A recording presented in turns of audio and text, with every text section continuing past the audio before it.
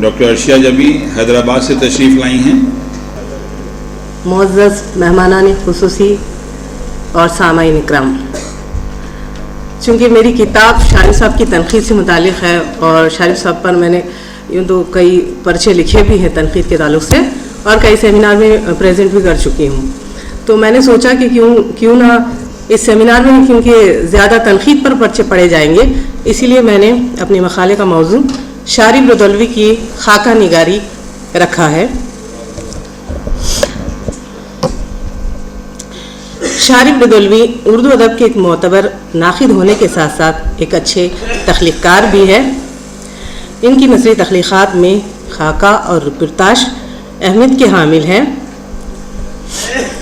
بہت سے ناقدین اس بات سے اتفاق رکھتے ہیں کہ سب سے پہلے فرحت اللہ بیگ نے شخصی خاکوں کی طرف توجہ کی اور شخصی خاکہ نگاری کو ایک مستقل صنف کے درجے پر پہنچایا۔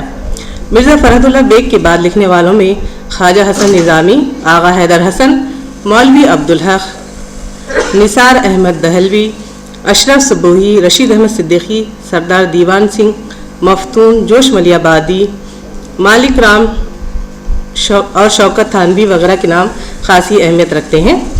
شارف ردولوی نے یوں تو کئی خاکے لکھے ہیں، لیکن ان کے دستیاب شدہ خاکوں میں ایک درویش انقلابی نیاز حیدر، مونس بھائی، یاور مہدی، حسن عابد، آغا سہیل اور یاد ان کی اتنی خوب نہیں اہمیت کے حامل خاکے ہیں۔ ان کے خاکوں کی خاص بات یہ ہے کہ یہ تمام خاکے شخصیت سے بھرپور واقفیت اور قریبی تعلقات کی بنا پر لکھے گئے ہیں۔ ان خاکوں کے مطالعے سے اندازہ ہوتا ہے کہ انہوں نے خاکوں کے فنی تقاضوں کا بھرپور خیال رکھا ہے، یعنی شخصیت سے اپنے مراسم کا ذکر ہو یا موضوع خاکہ کی شخصیت کے مختلف پہلوؤں کی عکاسی ہو یا ان کی سراپا نگاری، سیرت و کردار کا ذکر ہو یا کسی واقعے کے ذریعے شخصیت کے اوصاف کا ذکر۔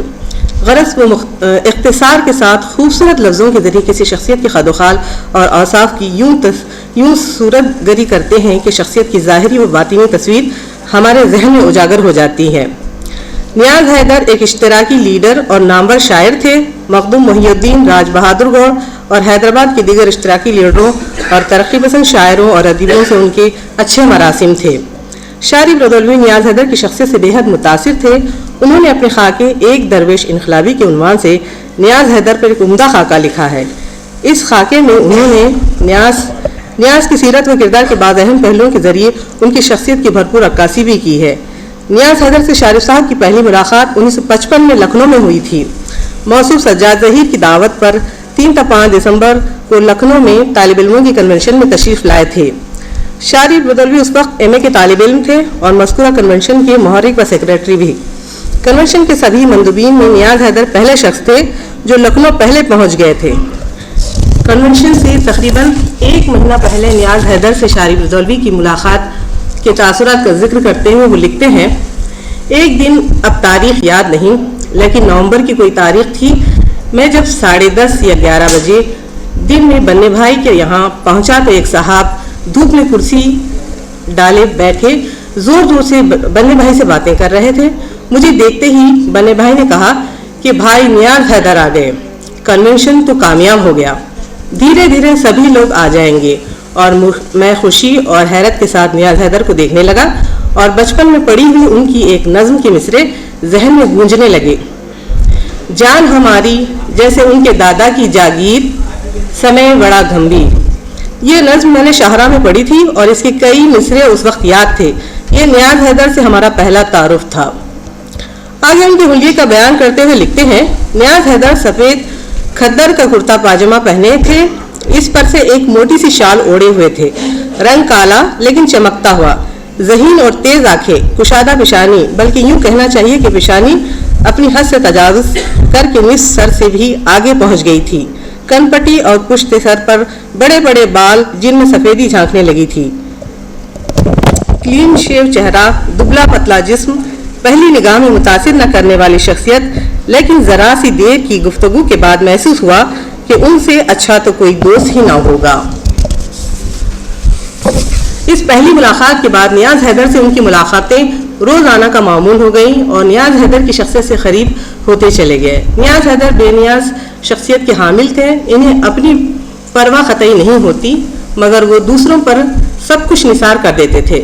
شاعری رودلوی ایک واقعے کے حوالے سے ان کی شخصیت کے اس پہلو پر یوں روشنی ڈالتے ہیں۔ اقتباس: میں سمجھتا ہوں کہ خدا پر ایسا یقین رکھنے والا مشکل ہی سے ہوگا، اس لیے کہ انہوں نے کل کے لیے ایک پیسہ کبھی نہیں رکھا، جو پی پائے پی لی، ورنہ بوتل بھی بانٹ دی اور پیسے بھی تقسیم کر دیے۔ ایک بار میرے کمرے پر آ گئے، میں نے انہیں بٹھا لیا، اس وقت سرخوشی کے عالم میں تھے، لیکن میں نے محسوس کیا کہ کوئی بات ہے، پھر میری نگاہ پڑی، ان کا دوشالہ ان کے کاندھوں پر نہیں ہے۔ میں نے پوچھا، نیاز بھائی دوشالہ کیا ہوا؟ کہنے لگے، کچھ نہیں، میں امین آباد کی طرف سے آ رہا تھا، عبداللہ کے چائے خانے کے پاس ایک آدمی بالکل پھٹے کپڑوں میں کھڑا کانپ رہا تھا، میں نے اسے چائے پلائی اور جب اس سے بھی اس کی سردی کم نہ ہوئی تو میں نے اپنی شال اسے اڑا دی۔ پھر کہنے لگے، اس ملک میں انقلاب نہیں آ سکتا، سب آرام سے پڑے سو رہے ہیں، اللہ بھی سو رہا ہے۔ اقتباس ختم۔ شاعری رودلوی نے مشہور شاعر حسن عابد کی شخصیت پر بھی بہترین خاکہ لکھا ہے۔ حسن عابد سے بھی شاعری رودلوی کے دیرینہ مراسم تھے۔ حسن عابد ان کے لکھنؤ کی طالب علمی کے زمانے کے دوستوں میں شامل تھے۔ وہ حسن عابد کی شخصیت سے بے حد متاثر تھے۔ ان کی شخصیت میں جس چیز نے انہیں سب سے زیادہ متاثر کیا وہ ان کی ہمدردی، خلوص اور محبت تھی۔ چنانچہ ان کا تعارف کراتے ہوئے لکھتے ہیں، ہم لوگوں کے گروپ میں حسن عابد کم سخن تو نہیں تھے، لیکن سنجیدہ طالب علموں میں ان کا شمار ہوتا تھا۔ انجمنوں اور سوسائٹیوں میں ان کا حصہ دور کا یا زیادہ سے زیادہ مشورہ دینے تک محدود تھا۔ وہ زندہ دل بے حد تھے اور نگاران شہر کی فہرست انہیں ازبر تھی۔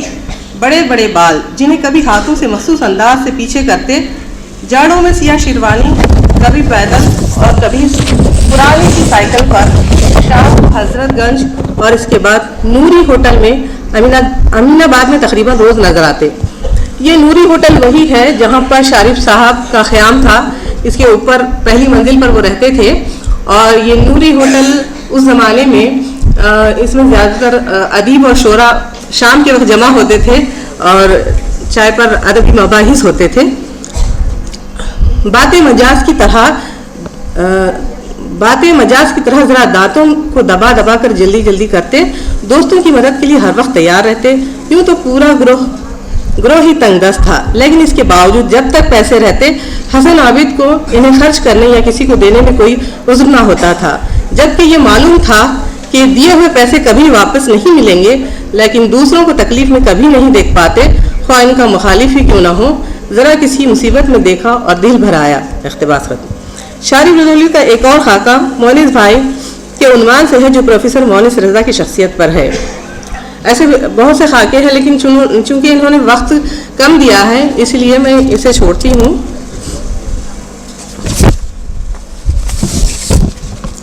شاعری رودلوی کے خاکوں میں زبان و بیان کی لطافتوں کا بھی ہمیں احساس ہوتا ہے۔ وہ خوبصورت الفاظ کے ذریعے کسی صورت حال کی بہترین تصویر کشی کرنے لگتے ہیں، اور اپنے خاکوں کو انہوں نے ایسی زبان عطا کی ہے جو قاری کے دل کو چھوتی ہے اور قاری متاثر ہوئے بغیر نہیں رہتا۔ مثال کے طور پر ان کے خاکے حسن عابد کا ابتدائیہ ملاحظہ ہو۔ اقتباس: وہ جنوں کے رنگ لانے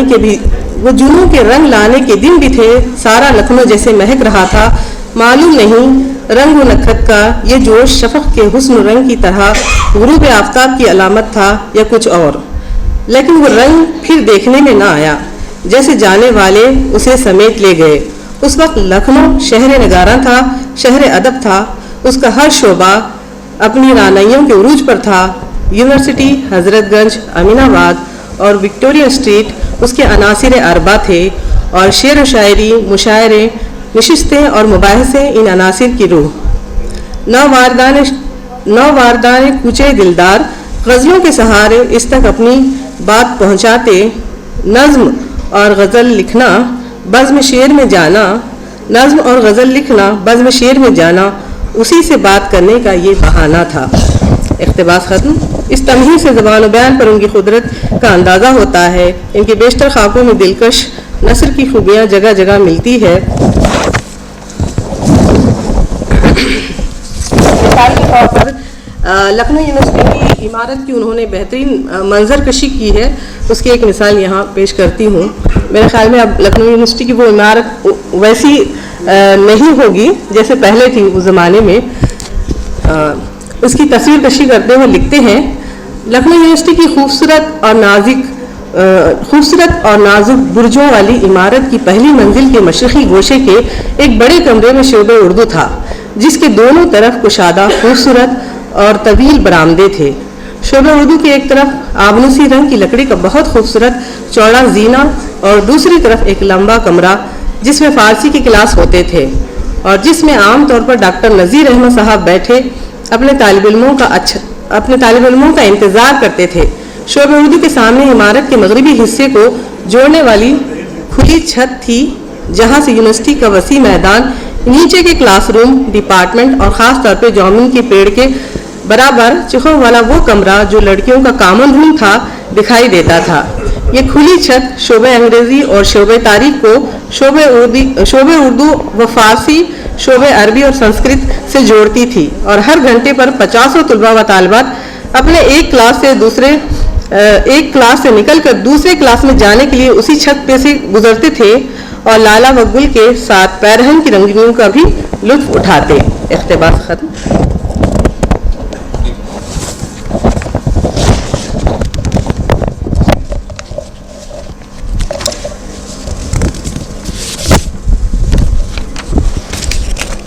بہت سے خاکے شارف صاحب کے اہم ہیں۔ میں سمجھتی ہوں کہ جب کتاب چھپے گی نہیں کم کرنے کی بات نہیں ہے، میں نے صرف یہ سوچا تھا کہ اس میں بہت سی ایسی چیزیں تھیں، جیسے ایک تخلیق کار کی حیثیت سے شارف صاحب سامنے آ رہے تھے، تنقید نگار کی حیثیت سے آپ نے سنا بھی، ان کو پڑھا بھی، لیکن ایک تخلیق کار کی حیثیت سے آپ نے سنا نہیں ہے۔ پڑھ لیں گے بعد میں، کوئی بات نہیں، میں مضمون بھیج دوں گی، آپ پڑھ لیجئے گا، لیکن یہ میں پڑھنا ضروری سمجھتی ہوں کیونکہ ایک خاکہ انہوں نے شمیم نکھت پر بھی لکھا ہے، حالانکہ لوگ اسے تاثراتی مضمون کہہ سکتے ہیں، لیکن میں اسے خاکہ سمجھتی ہوں۔ شارف رضوی، اس میں نے 2-3 کوٹیشنز لیے تھے میڈم کی خصوصیات کے بارے میں جو انہوں نے کہا، لیکن یہ آخری والا میں پڑھ دیتی ہوں۔ شارف رضوی خاکے میں غیر جانبداری سے شمیم میڈم کی ایک خصوصیت کا اختصار کے ساتھ یوں احاطہ کیا ہے کہ ان کی تصویر ہو بہو جیتی جاگتی چلتی پھرتی ہماری نظروں کے سامنے آ جاتی ہے۔ شمیم میڈم کی ایک عادت یہ تھی کہ وہ سوتے وقت شارف صاحب کا ہاتھ اپنے ہاتھ میں لے کر سوتی تھی۔ ان کی اس عادت کا ذکر کرتے ہوئے شارف صاحب نے انتہائی جذباتی انداز میں ان کے سانحہ رسال کے واقعے کا تذکرہ کیا ہے کہ خاری بھی اس درد میں ان کا برابر کا شریک ہو جاتا ہے۔ وہ لکھتے ہیں، ان کی ایک عادت تھی، میرا ہاتھ لے کر سوتی تھی، اگر اتفاق سے میں کوئی کتاب پڑھنے لگا یا دوسری طرف کروٹ لے لی تو بالکل بچوں کی طرح ناراض ہوتی۔ آپ کو یہ بھی خیال نہیں ہے کہ ایک کتاب اٹھا لی اور بس اتنا بھی خیال نہیں ہے، ہاتھ ادھر لائیے، اور میں جلدی سے ان کا ہاتھ اپنے ہاتھ میں لے لیتا اور وہ آرام سے سو جاتی۔ 28 ستمبر کو شاید شام 6:30 بجے انہوں نے پیتھولوجی سے اپنی رپورٹ لانے کو کہا، جبکہ میں خود کبھی رپورٹ لینے نہیں جاتا تھا، اسی بہانے وہ مجھے ہٹانا چاہتی تھی۔ ان کی سب سے چھوٹی بہن یاسمین انجم، جسے بیٹی کی طرح چاہتی تھی، وہ ان سے ملنے کے لیے آئی تھی۔ ان کے لیے انہوں نے چائے بنائی، دونوں باتیں کر رہی تھی اور چائے پی رہی تھی کہ اچانک طبیعت خراب ہوئی اور ذرا دیر بعد میں انہوں نے آنکھیں بند کر لی۔ مجھے آواز بھی نہیں دی کہ شارف ہاتھ لائیے، مجھے نیند آ رہی ہے۔ اقتباس ختم۔ شارف رضوی کے خاکوں کے مطالعے سے اندازہ ہوتا ہے، مطالعوں سے ذہن میں یہی تاثر ابھرتا ہے کہ وہ اپنے خاکوں میں شخصیت کے مختلف اوصاف کو اس کے اصلی رنگ و روپ میں پیش کرتے ہیں۔ شخصیت کی شکل و صورت، اخلاق و عادات، اعمال و افعال اور اس کی خوبیوں و خامیوں سب کو حقیقت نگاری کے ساتھ اپنے تجربات و مشاہدات کی روشنی میں پیش کرتے ہیں۔ بس میں یہی ختم کرتی ہوں، شکریہ۔